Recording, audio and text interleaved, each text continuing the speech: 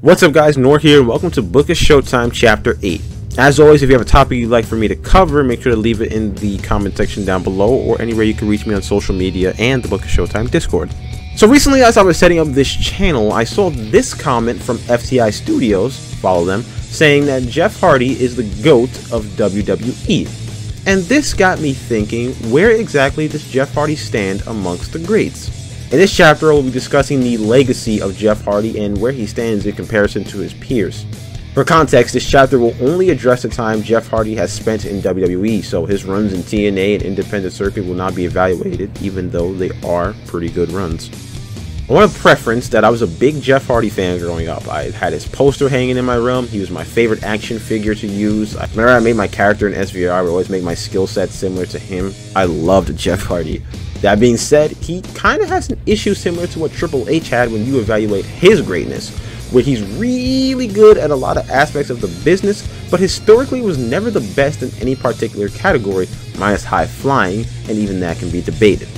While the Hardy Boys are arguably a top 5 tag team in WWE history, Jeff himself as a singles wrestler might not even crack the top 30, or 40, or 50.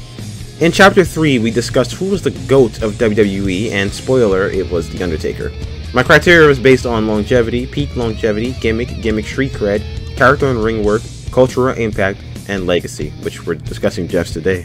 For the younger Hardy, his tenure in WWE totals 15 years broken up across 3 stints. That's pretty impressive, especially when you consider all the extreme matches he's put on his career, that he's still able to get it done in the ring today.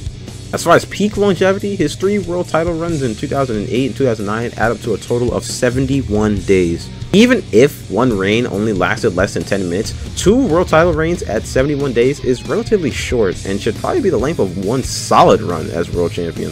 Despite his mundane reigns as world champion, Brother Nero is still one of the most decorated stars in WWE history and was the toast of the tag division alongside his brother Matt, having iconic matches with Edge and Christian and the Dudleys in the late 90s and early 2000s. His first 2 stints with the company were great, but I personally feel his 2017 return and subsequent run was a little underwhelming and infamously ended unceremoniously with Hardy getting released. As usual, Jeff Hardy couldn't stay out of his own way, but I won't hold that against him in this video. Jeff Hardy never had any real gimmicks. He was just a never-say-die babyface living his best life. His in-ring style of being a high-flying extreme superstar with a devil-may-care attitude made him insanely over with the crowd. Hardy had a host of very good matches, but being a perpetual underdog, he's come up short in a lot of big fights, which made moments like his first World Championship win against Edge and Triple H at Armageddon in 2008 feel like a major deal within WWE's history. Hardy has always been a tremendously sound wrestler, but I feel he's had more all-time great highlights as opposed to all-time great matches. You remember him splitting Edge in half at WrestleMania or hitting that huge swanton on Bubba Ray at Madison Square Garden for sure. Not to mention putting on absolute clinics against everybody he could in no disqualification matches. And while those were iconic moments and fun matches, it's not like a lot of the matches themselves are in any all-time great conversations.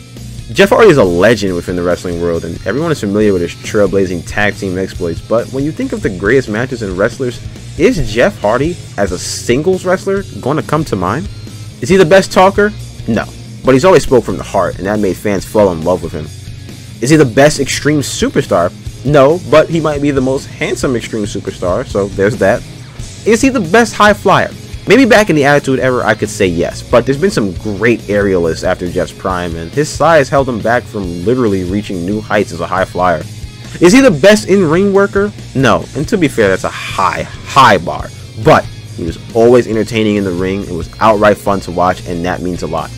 All of his best matches are gimmick tag matches, and while that is no way a bad thing, you're going to need some clean mat classics to be in the GOAT discussion. While Jeff Hardy may be the most beloved superstar in WWE, he is by no means the GOAT of WWE.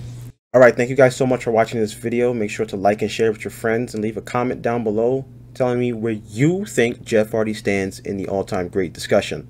Inshallah, I will see you in the next chapter.